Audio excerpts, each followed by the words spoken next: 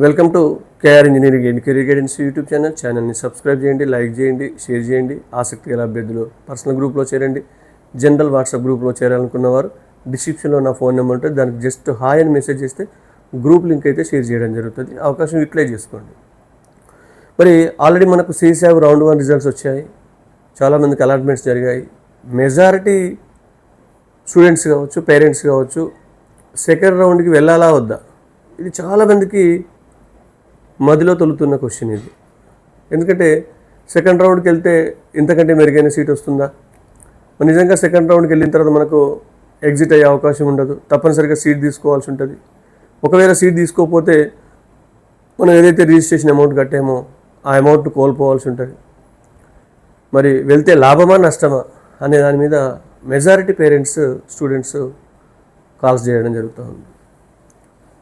మరి జోసా నుంచి వచ్చిన వారు కావచ్చు, CSABలో కొత్తగా రిజిస్ట్రేషన్ చేసుకున్న వాళ్ళు కావచ్చు, రౌండ్ 1లో కొందరికి జోసా కంటే మంచి సీట్లు వచ్చిన వాళ్ళు కూడా ఉన్నారు. కొందరికి కొత్త వాళ్ళకు అసలు సీట్ రాని వాళ్ళకు కూడా ఆల్రెడీ మంచి IIITs, కొన్ని NITs కూడా అలొకేషన్ రౌండ్ 1లో అయిన వాళ్ళు ఉన్నారు. మరి మీరు రౌండ్ 2కి వెళ్ళాలనుకుంటే తప్పకుండా మేము వచ్చిన కాలేజీ జాయిన్ అవుతాము అని అనుకుంటే మీరు రౌండ్ 2లో పార్టిసిపేట్ చేయండి. లేదు మేము మరొకసారి మా అదృష్టాన్ని పరీక్షించుకుంటాము, మాకు రిజిస్ట్రేషన్ అమౌంట్ పోయినా పర్వాలేదు అనుకుంటే రౌండ్ 2కి వెళ్ళండి. మరి రౌండ్ 1లో లేని సీట్లు రౌండ్ 2లో ఎట్లా వస్తాయి అనే క్వశ్చన్స్ కూడా చాలామంది పేరెంట్స్ అడుగుతూ ఉన్నారు. దీనికి ఏంటంటే చాలామంది రౌండ్ 1లో వచ్చిన సీట్లు యాక్సెప్ట్ చేయకపోవచ్చు. మరి అట్లా యాక్సెప్ట్ చేయని సీట్లు రౌండ్ 2లో అవైలబిలిటీ ఉంటాయి మనకు. At the same time round 1లో ఎవరైతే సరెండర్ చేసి ఉంటారో సీట్లు, ఆ సరెండర్ చేసిన సీట్లు కూడా ఆటోమేటిక్గా రౌండ్ 2కి షిఫ్ట్ అవుతాయి. మరి అదే కాకుండా చాలామంది రౌండ్ 1లో వచ్చిన initial amount fees, initial admission fees ఉంటుంది 2, అంటే మనం రిజిస్ట్రేషన్ ఫీజు కాక ఇది అడిషనల్గా ఉంటుంది, ఇది కట్టలేకపోవచ్చు. దాంతో కూడా సీట్ రిజెక్ట్ అవుతుంది. ఆ సీట్లు కూడా మనకు రౌండ్ 2లో అందుబాటులో ఉంటాయి. నెక్స్ట్ డాక్యుమెంట్స్ వెరిఫికేషన్ ప్రాసెస్ ఉంది. ఈ డాక్యుమెంట్ వెరిఫికేషన్ ప్రాసెస్లో కూడా చాలామంది సరిగా డాక్యుమెంట్స్ పెట్టక వాళ్ళు ఇచ్చిన క్వైరీస్కి రెస్పాండ్ అవ్వక ఫెయిల్ అవుతూ ఉండవచ్చు.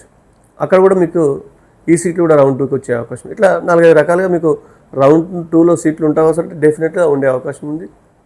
మళ్ళీ వీళ్ళకు సీట్లు ఏవైతే షెఫ్లు అవుతాయో వాళ్ళ సీట్లు మళ్ళీ ఖాళీ మిగతా డౌన్లో ఉన్న వాళ్ళకు కూడా అలకేట్ అయ్యే అవకాశం ఉంది. కాబట్టి పెద్దగా టెన్షన్ పడకుండా తప్పకుండా మేము అయితే సీట్లో జాయిన్ అవుతాము, లేకపోతే అమౌంట్ పోయినా పర్వాలేదు అనుకుంటే మీరు రౌండ్ 2కి వెళ్ళొచ్చు. లేదు అనుకుంటే మీరు రౌండ్ 1లో ఇక మాకు వచ్చే అవకాశం లేదు, మా కట్ ఆఫ్ చాలా దూరంగా ఉన్నట్టుంది, మాకు ఛాన్స్ తక్కువ ఉంది అనుకునే వాళ్ళు సేఫ్ సైడ్లో ఎగ్జిట్ అయిపోయి రౌండ్ 1లో ఎగ్జిట్ అయిపోతే మీ అమౌంట్ మీకు అదే 5,000, 7,000 కట్ అయిపోయి మీకు ఆటోమేటిక్గా కౌన్సిలింగ్ కాగానే క్రెడిట్ అయిపోతుంది, CSAB అయిపోతుంది. కాబట్టి ఈ విషయంలో జాగ్రత్తగా చూసుకోండి. మరి చాలామంది రౌండ్ 1లో అలొకేషన్ అయిన వాళ్ళు చాలా డౌట్స్ ఉన్నాయి. అక్కడక్కడ ఎవరెవరు చెప్పిన విషయాలు కావచ్చు, అట్లాంటి వాటిని చూసుకొని డౌట్స్ రైజ్ చేస్తున్నారు.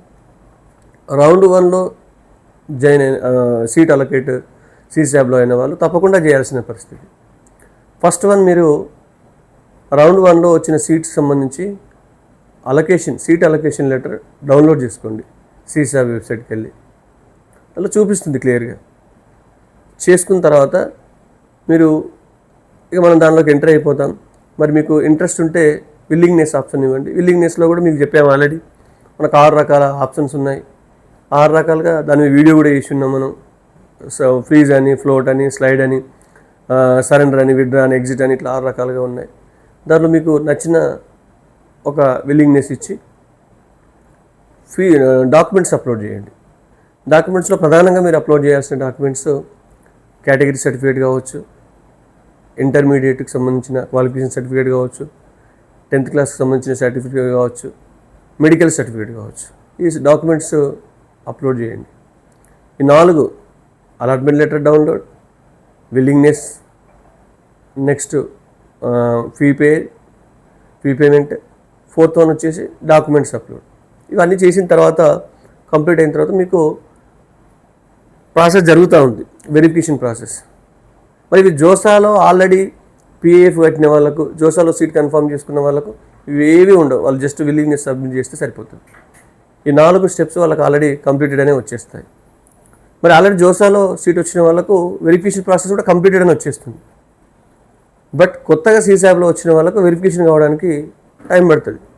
1 అవర్ పట్టవచ్చు, 2 అవర్స్ పట్టవచ్చు, 2 డేస్ పట్టవచ్చు. మనకు 6 నుంచి 10వ తారీఖు వరకు టైం ఉంది. కాబట్టి టెన్షన్ గురి కావద్దు. ఎప్పటికప్పుడు వెబ్సైట్ చూసుకుంటూ ఉండండి. మీకు ఎక్కడ ఏమైనా క్వైరీస్ ఉంటే ఆ క్వైరీస్కి రెస్పాండ్ అవుతూ మీరు వారితో సమన్వయపరుచుకుంటే ఏమైనా మిస్టేక్స్ ఉంటే వాళ్ళు క్వైరీస్లో పెడతారు. దానికి మళ్ళీ మనం సబ్మిట్ చేస్తే వెబ్సైట్లో సరిపోతుంది. లేదు మరి అన్ని కరెక్టే ఉన్నాయంటే జస్ట్ 1-2 అవర్స్లో లేకపోతే 1 డే లోపల మీకు ప్రాసెస్ కంప్లీట్ అయిపోయిన తర్వాత మళ్ళీ అలాట్మెంట్ లెటర్ డౌన్లోడ్ చేసుకోవచ్చు. ఇది మనకు సీసాబ్లో తప్పనిసరిగా చేయాల్సిన పరిస్థితి. సీసాబ్ నుంచి రౌండ్ 1 తర్వాత రౌండ్ 2కి వెళ్ళాలా లేదా అనే దాని గురించి పూర్తి క్లారిఫికేషన్. Thank you.